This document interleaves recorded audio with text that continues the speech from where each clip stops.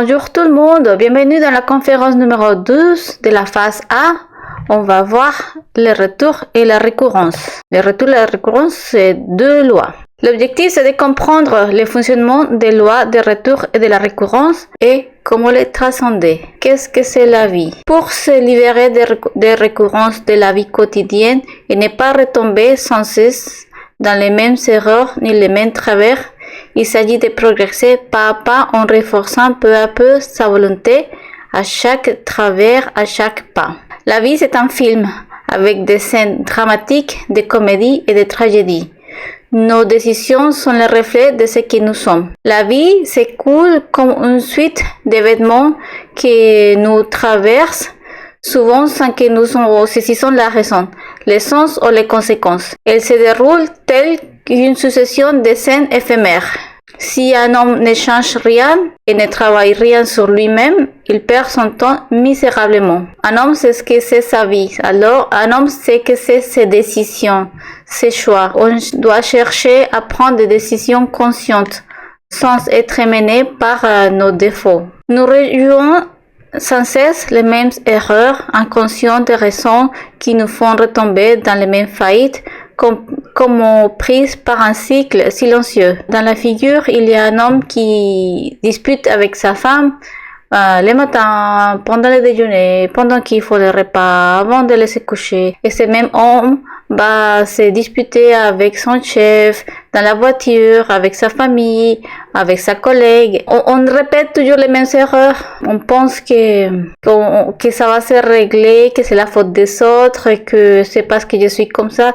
Et non, on cherche, prendre des décisions conscientes, on cherche la façon de changer et on cherche de sortir de ce cycle sans sens qui n'a pas de sortie et qui n'amène à rien. Sans un véritable changement intérieur, nous risquons tout ou tard de répéter les mêmes erreurs et de retomber dans les mêmes travers. C'est pourquoi il est essentiel d'aspirer à une transformation profonde de soi. C'est quelque chose d'évident, mais si nous ne changeons pas, on va rester les mêmes et on va agir de la même manière et va se répéter et dans des circonstances similaires ou différentes, on va réagir de la même façon. Ce qu'on vient à chercher ici, c'est un changement radical. C'est pour ça que on fait les conférences de connaissance de soi-même afin d'essayer de sortir de la rue de Samsara, afin d'essayer de réveiller la conscience, afin d'arrêter de réagir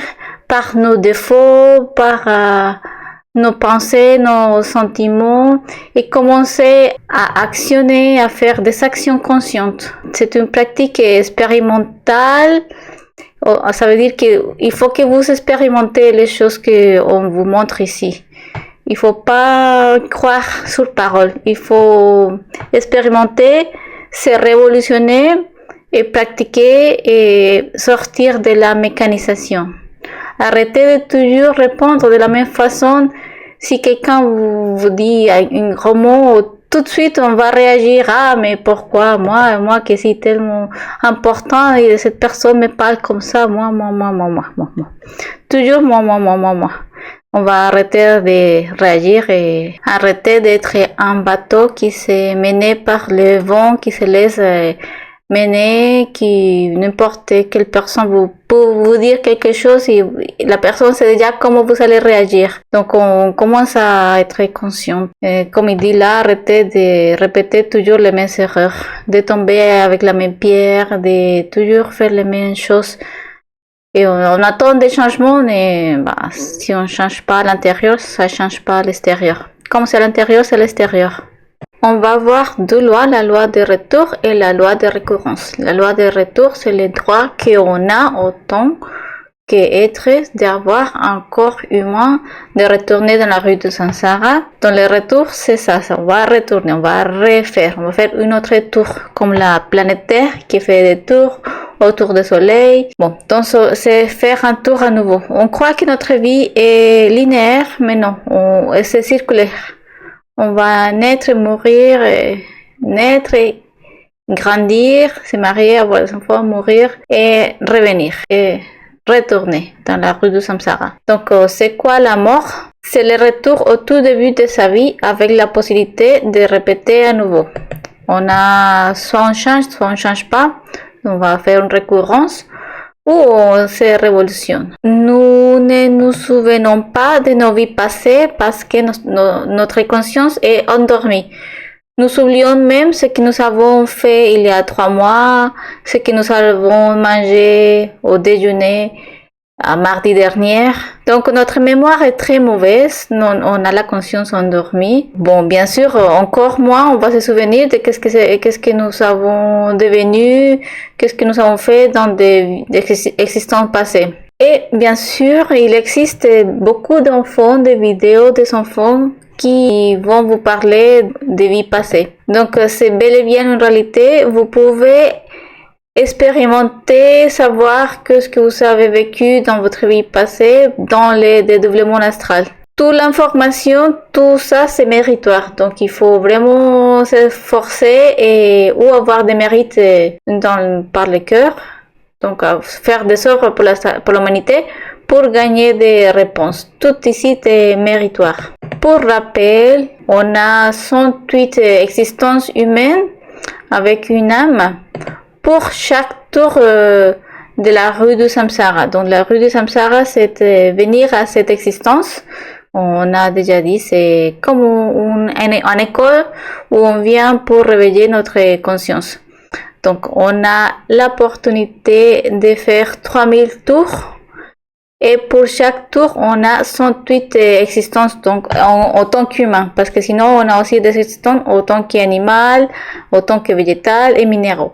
Parce qu'on doit apprendre, et l'ego doit évolutionner, et après, l'ego doit se nettoyer. Donc, on a en total 3000 fois 108, c'est 324 000 corps physiques en tant qu'humain, et ça veut dire 324 000 opportunités pour s'autoriser, parce qu'on peut s'autoriser que avec un corps humain, parce qu'on a besoin de 3 cerveaux dont on a déjà parlé. Donc, en résumé, c'est le tableau qui est là. 324 000 opportunités de revenir avec un corps humain dans cette planète. Et c'est nous-mêmes qui nous avons choisi de venir ici. Comment c'est le processus de retour? Bon, déjà, on a un corps et on meurt. Ensuite, notre corps physique meurt. On a encore des vies, on a 108 vies, donc on va dire qu'on est dans la vie 100. On attend dans les limbes pour un nouveau corps. On peut attendre, je ne sais pas, 100, 10, 200, 300 ans. Les limbes, c'est dans la dimension numéro 2, donc les premiers cercles de l'enfer, comme on a déjà parlé des infradimensions. Ensuite, on attend que nos parents fassent une conception et après on va naître. Où on est, avec quels parents, avec quelle famille, en général, on retourne toujours à notre famille, sauf des cas exceptionnels si on a fait des choses très très mauvaises ou très bonnes. Donc, soit on a très bon dharma et on va venir ici dans une famille pour travailler. Dans le réveil spirituel, donc, des fois, on a beaucoup de karma économique. Et on doit payer ça. Bon, ça dépend des cumuls des autres vies, des choses qu'on a fait. Donc, tout ça, c'est méritoire aussi. On pense que c'est la chance, mais non, c'est méritoire. La réincarnation, c'est différent en retour. C'est vraiment différent. La réincarnation est volontaire et consciente. On va prendre un corps physique avec sa conscience pleine. Bon, c'est un maître qui va faire ça. Et seulement les êtres qui en atteignent la autorisation peuvent faire une réincarnation. On peut continuer à prolonger leur vie avec notre corps. Des fois, il y a des maîtres qui ont besoin de notre corps parce que son corps est déjà très abîmé. Donc, ils choisissent de réincarner ou il lui manque faire un travail ou ils ont besoin de faire une certaine œuvre. Donc, ils choisissent la réincarnation pour continuer son travail spirituel dans la terre. Le retour, c'est involontaire, c'est une loi mécanique. On suit la loi, quoi. On a la conscience endormie et si on a la conscience endormie, on a beaucoup de lois à suivre. On a 108 retours pour chaque tour de Sansara. Et selon notre des jugements qu'on a vu dans la conférence 2, selon les résultats de ces jugements, notre vie sera prospère, saine ou pas. Maintenant, on va voir la loi de la récurrence. Récurrence, c'est à nouveau répéter, recourir à nouveau, revenir régulièrement. Donc c'est une loi par laquelle nous allons répéter les mêmes scènes avec les mêmes acteurs et on va vivre les mêmes tragédies, les mêmes comédies d'existence en existence. On va répéter parce qu'on n'apprend pas, parce qu'on ne change pas. Bon, il faut comprendre d'abord qu'on n'est pas une seule entité. Nous avons beaucoup d'entités en nous, des petits démons qui vont nous manipuler à chaque fois. À chaque fois, on a envie de travailler, mais aussi en même temps, on a la paresse, mais en même temps, on est inquiète pour une autre chose. Donc, on a beaucoup de défauts et on n'est pas concentré dans une seule activité, dans un seul objectif. Donc, d'abord, il faut comprendre qu'on est plusieurs et à chaque fois, comme en général, les gens ne travaillent pas pour s'améliorer, ils travaillent pour avoir plus d'argent, une voiture plus jolie, avoir plus de connaissances, écrire plus joli, peindre plus joli, mais on ne travaille pas sur soi-même. Donc, si on ne travaille pas sur soi-même, l'ego va grandir. Si on ne travaille pas, ça sera de pire en pire. Les défauts vont s'agrandir parce qu'on ne les arrête pas. On est heureux d'alimenter les défauts de la luxurie, par exemple. On est heureux d'alimenter les défauts de la paresse, de voir des séries tous les soirs jusqu'à 3 heures du matin ou de regarder le téléphone. On est heureux d'aller boire et alimenter beaucoup de défauts. Ça veut pas dire qu'on va pas être heureux. Est-ce qu'on confond être heureux et faire la fête? Parce que quand on fait la fête, on est en train de fuir de soi-même. On est en train de ne pas voir la réalité. Et être heureux, c'est être tranquille avec la réalité, la circonstance, peu importe. Soit on est dans une fête avec sa famille, une réunion, et on est heureux. Soit on est dans le travail, et on est heureux, soit on est en train de faire, je sais pas, la vaisselle, et on est heureux et tranquille.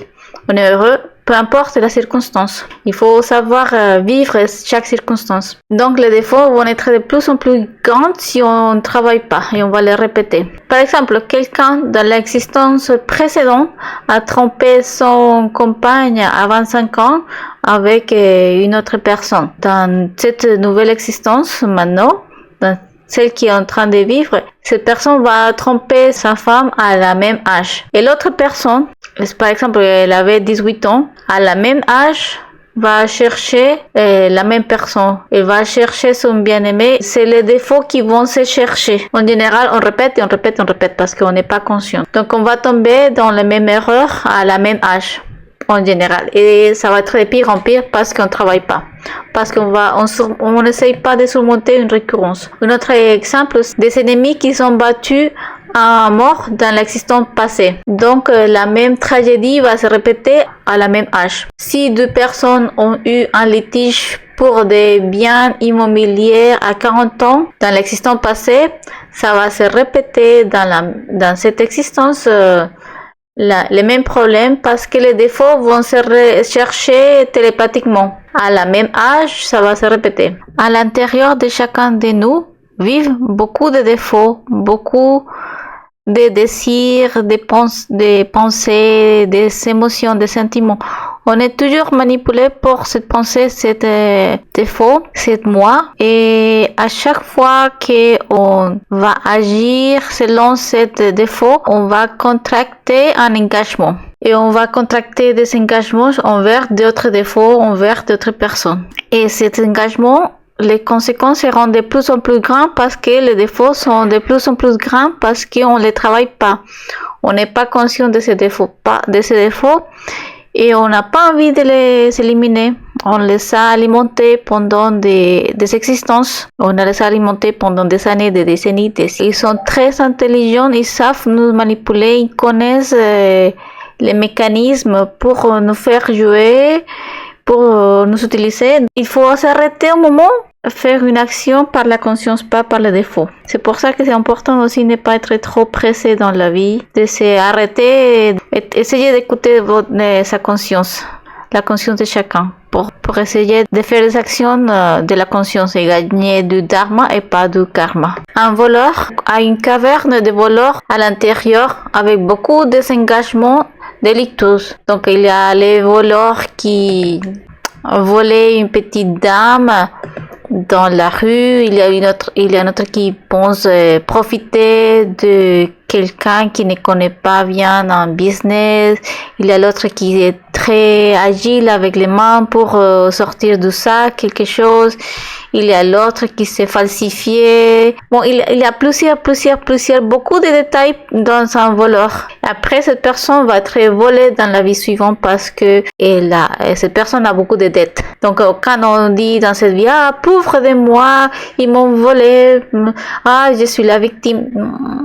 Il faut comprendre qu'il y a un karma qu'on doit payer. On va voir ça dans la conférence suivante. Un meurtrier porte en lui-même un club de meurtriers. Bon, j'imagine qu'il connaît comment torturer, comment capturer une victime, comment choisir, comment la suivre, comment la manipuler. Les défauts sont très intelligents. Ils savent s'enrichir les uns les autres et ils savent nous utiliser. Un luxurieux porte dans son sichi une maison close. Non, la même chose. Un luxurieux sait comment parler aux filles, aux garçons.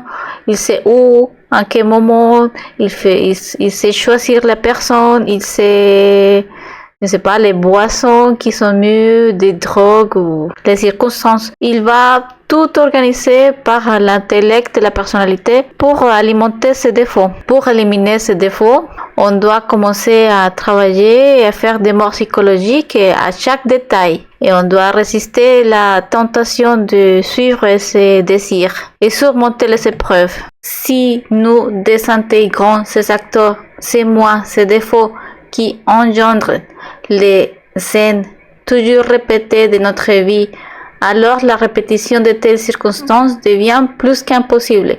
Si l'acteur n'existait pas, la scène ne va pas se mettre en marche.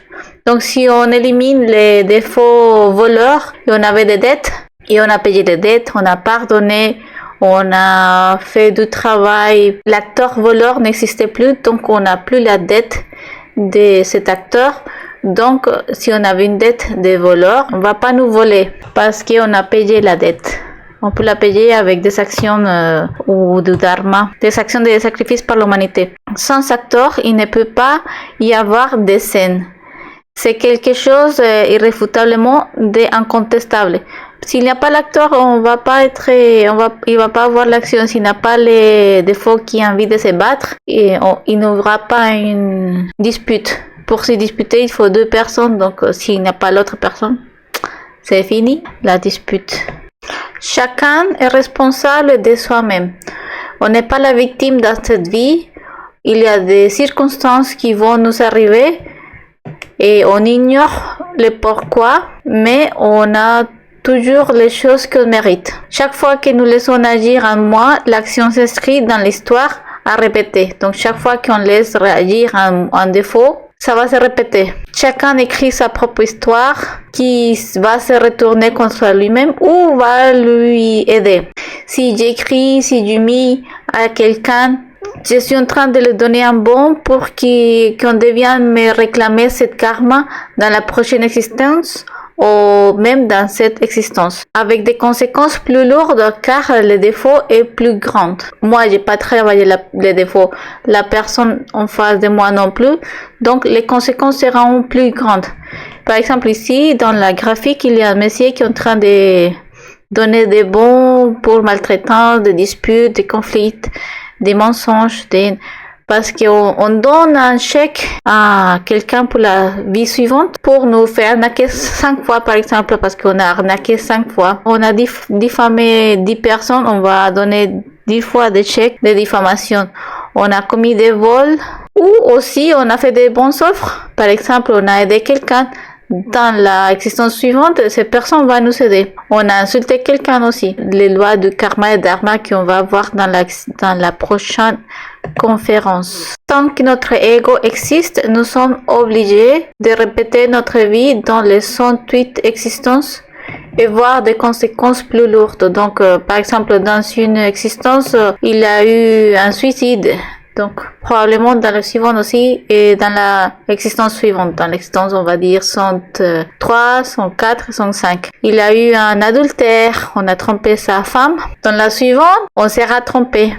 On va être la victime, la pauvre personne qui s'est fait tromper. Et dans la suivante, on va tromper à nouveau. Donc, on est en train de faire un tour de samsara, les mêmes acteurs, les mêmes scènes et les conséquences plus grandes. Il y a un vol. La première fois, ils nous ont volé, on a volé, je sais pas, de l'argent au vendeur. Dans la suivante, la personne a volé une maison et dans la suivante, le vol a fini en meurtre. Un truc comme ça va être pire en pire parce qu'il y a des défauts. Les défauts du voleur seront plus grands, la colère sera plus grande et ainsi de suite. Il faut commencer à les travailler et il faut commencer à comprendre les choses qui nous arrivent et par méditation et dédoublement astral, on peut comment les récurrences vont se former, comment vont se trouver. Notre psychologie s'émeut dans la 5e dimension. C'est aussi là que nous pouvons nous déplacer en astral, dans le doublement. Dans cette dimension, les moi, les défauts, c'est dont-ils des rendez-vous. Et ces rendez-vous sont lieux sans que nous comprenions ou nous rendions compte. On ne comprend pas, on ignore, c'est très méconnu par nous, cette action télépathique de nos défauts. Mais des fois, on sent qu'on a envie, je ne sais pas, de discuter avec quelqu'un. Et des fois, on peut être un peu conscient et choisir quelqu'un pour se disputer. On est en train de chercher un petit truc pour lui dire à la personne, mais pourquoi il n'a pas fait ça avec son compagnon ou avec quelqu'un de sa famille. On a envie de lui dire des choses un peu grossières ou maltraiter quelqu'un. On peut les apercevoir un peu si on est observatif et on peut aussi apercevoir qu'on cherche. Et on voit aussi les personnes, les scènes extérieures, on voit que quelqu'un cherche la bagarre, on voit que quelqu'un cherche se disputer, que quelqu'un cherche. On voit aussi, si on est attentif, on peut le percevoir. C'est plus facile de voir à l'extérieur qu'à l'intérieur. Et l'idée, c'est regarder notre intérieur parce qu'on est responsable chacun est responsable de soi-même. Par personnalité, on va s'unir. Les personnes qui se ressemblent se vont unir. Les personnes qui aiment juger les gens vont s'unir pour juger. Les gens qui souhaitent voler vont s'unir pour planifier comment voler quelqu'un, comment arnaquer, comment faire. Les gens qui font du business aussi vont s'unir ensemble pour faire évoluer un business. La codice va s'unir, ainsi de suite. Les défauts vont s'unir ensemble. Les personnes qui aiment regarder beaucoup de films vont s'unir ensemble. Par l'intellect, parce que les défauts sont très intelligents. Ils vont planifier comment faire pour voler, pour arnaquer, pour gagner plus d'argent, comment tromper, comment manipuler quelque chose pour gagner. On va s'unir en semblable, avec les mêmes défauts. Si on élimine les défauts, si on élimine l'acteur, les scènes ne vont pas avoir lieu. On va les faire en dessus de notre raison, on ne va pas être conscient de ce qui nous arrive. Ce tableau nous montre l'influence planétaire tout au long de notre vie par cycle de 7 ans, la loi du 7 de l'ordre. De 0 à 7 ans, on développe notre personnalité et la culture de notre environnement, ainsi que les caractéristiques comme de la famille. Si on est un garçon ou une fille, on va prendre certaines caractéristiques selon notre environnement.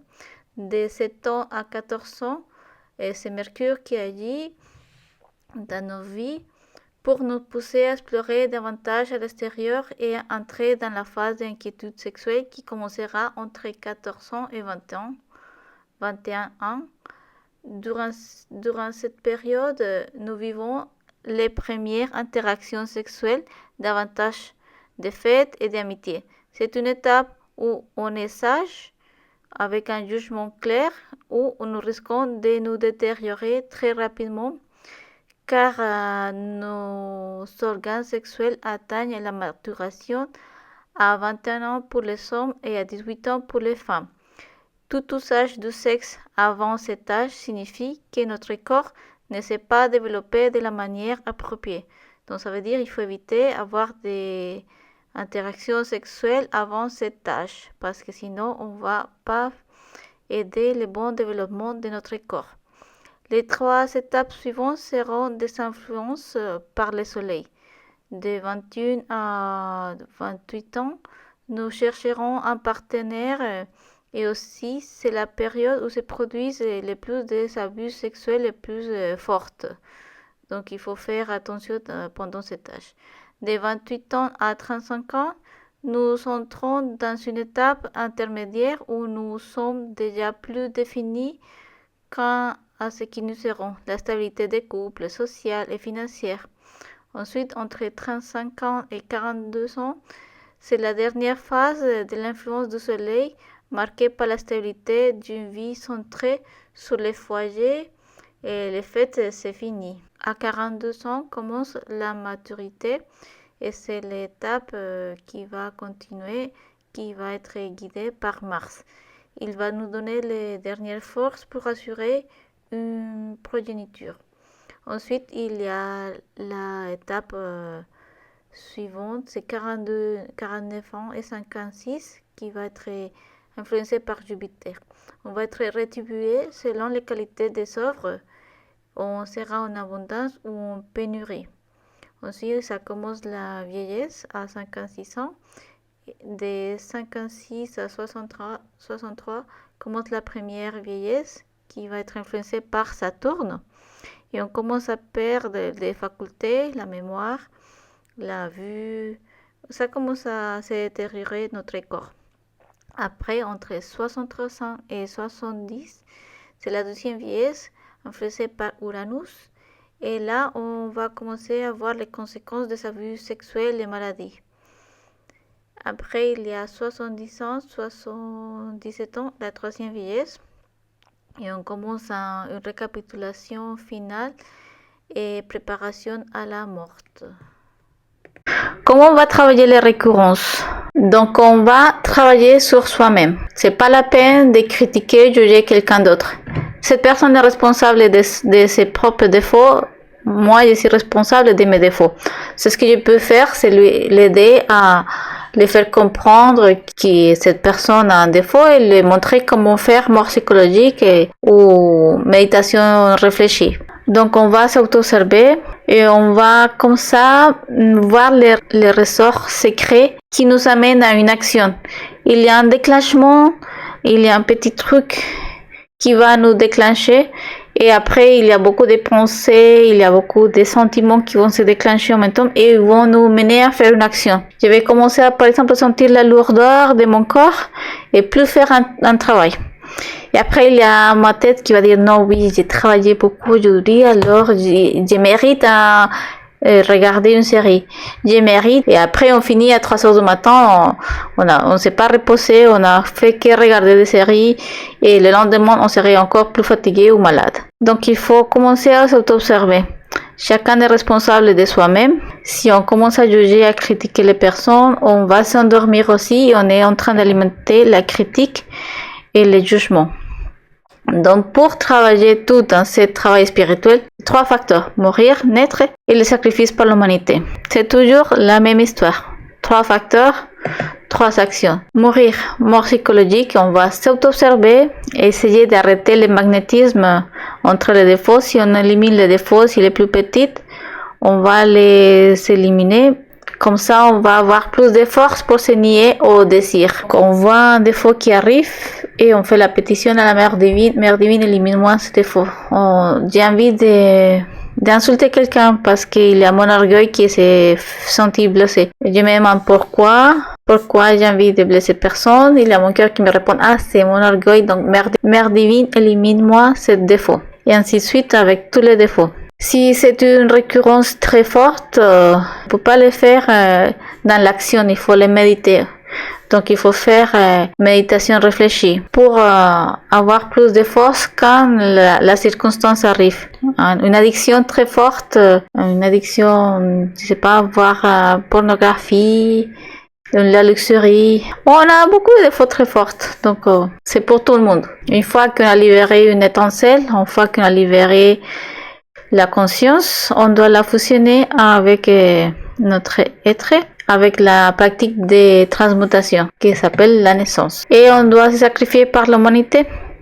On doit partager, aider les autres personnes pour que cette personne puisse éliminer aussi eux leurs défauts. On doit faire des négociations conscientes avec la loi du karma et pouvoir ainsi surmonter les récurrences, les transcender. Bon, les pratiques. Donc on va faire une petite méditation réfléchie.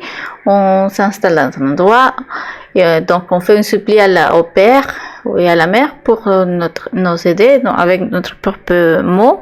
Père, Mère, aidez-moi avec cette méditation pour essayer d'éliminer cette addiction. On fait les bellilines, les cercles magiques et on va rebobiner et on va dire l'alcool. Et donc, alors j'ai senti ça. J'avais très envie de boire parce que je voulais me sentir bien, je voulais oublier, je me sens mieux quand je bois parce que j'aime être avec telle personne, parce que essayez de vous rappeler de circonstances et des sentiments, des pensées. Des fois on dit je mérite boire parce que je suis encore jeune, parce que j'ai beaucoup travaillé, parce que c'est important dans la réunion. Il faut aussi perdre la peur de dire non. On dit non, non merci et voilà, tout le monde va comprendre. Il faut arrêter d'avoir tellement peur pour tout. Et on va faire mort psychologique à chaque détail. Mère divine, élimine-moi telle envie. Mère divine, élimine-moi la peur de dire non. Mère divine, élimine-moi la peur d'être seule, l'envie de m'évader. Tous les pensées, tous les sentiments, chaque circonstance. Et comme on a alimenté beaucoup de temps en défaut, il faut les travailler durement. Il faut pas penser que vous allez surmonter une addiction de 10 ans et même des existences passées, donc on va dire des décennies, dans une méditation de 30 minutes. Non. Et aussi, il faut la force, donc il faut un peu de sacrifice par l'humanité. La deuxième pratique, c'est pour faire une rétrospection et savoir voir qui nous étions dans une existence passée. Donc, avant de s'endormir, il faut toujours fermer l'endroit. Vous savez, donc, Beliline et cercle magique. On se repose, on va se relaxer et on va commencer à faire rétrospection de, bon, qu'est-ce que je viens de faire, comment est-ce que je suis arrivé chez moi, qu'est-ce qu'on a mangé, qu'est-ce que j'ai travaillé, qu'est-ce que j'ai fait l'après-midi, le matin, qu'est-ce que j'ai fait hier. Et petit à petit, on va rebobiner la semaine dernière, les mois derniers, l'année dernière, il y a 2 ans, jusqu'à ce que vous arrivez à l'enfance ou vous endormez. Et vous faites ces pratiques plusieurs fois. Si vous n'arrivez pas à savoir qui vous étiez dans la vie passée, il faut le faire plusieurs fois. Il faut avoir de l'énergie pour avoir la réussite de ces pratiques. Donc, il ne faut pas se coucher à 3 heures du matin. Il faut aussi avoir l'envie et la volonté. D'accord? Pensez que vous allez réussir. Avoir une bonne disposition et une bonne volonté. Bon, merci à tout le monde pour écouter cette vidéo. On se voit dans la prochaine conférence des lois de karma et dharma. C'est la conférence numéro 13. Merci beaucoup. À la prochaine.